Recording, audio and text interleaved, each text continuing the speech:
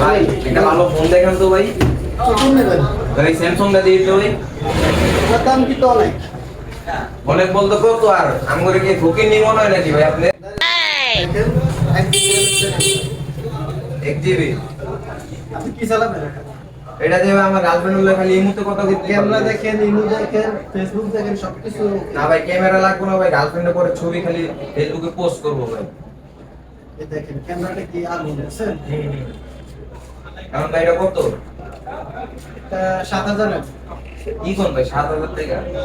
7,000 টাকা আমার গার্লফ্রেন্ড এটা এটা বাইরে যে ক্লিকের বাইরে কি আপনার 9000 10,000 চাইছেন আপনার তো পরিচিত কাছে দেখতেছি 7000